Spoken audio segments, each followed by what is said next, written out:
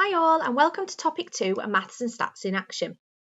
A large part of studying at university is ultimately to undertake your own research, but that seems so far away, right? Possibly, but all your years of study will be attempting to enhance and develop your research skills to meet this end goal, so being aware of the skills now is a perfect time to get a head start. In the previous topic of authorship, you've been introduced to finding and evaluating sources of information to enhance your own author development. Throughout the years of study at university, you will be expected to consult others' research papers to inform your learning and evidence theory you are exploring. So, understanding, critiquing, and evaluating others' research effectively is really important, and this commonly includes data.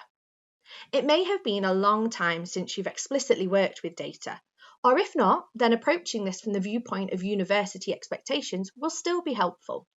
We'll build upon the previous authorship topic with a specific focus on data now. We're going to explore the content of this topic within 5 sprint activities. Firstly, we'll cover criticality. What exactly do we mean by being critical with data? You may have an understanding of criticality within your approach to reading and writing, but this should also extend to data interpretation and collection. How can you develop your data criticality skills? Are there specific things you should consider to be critical with data? Perhaps there are some magic questions that can help you in this approach.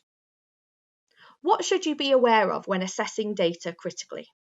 One of the main things to consider is sources of bias that may affect the validity of the data you are presented with. Bias. You've got an idea of what things can influence research negatively, but we all have biases in us also that we should be aware of too, as these can affect how we interpret data and even collect it without us being aware. So why do you need to be mindful of all of these things? Well, unfortunately, there is a dark side of data. People manipulate it to meet certain agendas in unscrupulous manners. So why do people do it and how do they achieve it? Understanding what is trying to be achieved when manipulating data can make you more aware to look out for the tactics that are commonly employed to do so.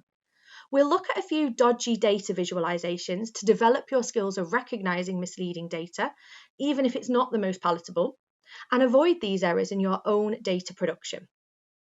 So how will you learn in this topic?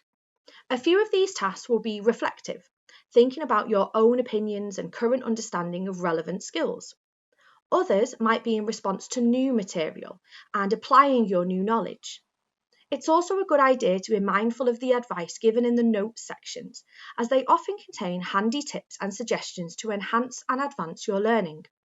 I hope you enjoy the content and good luck with your future studies.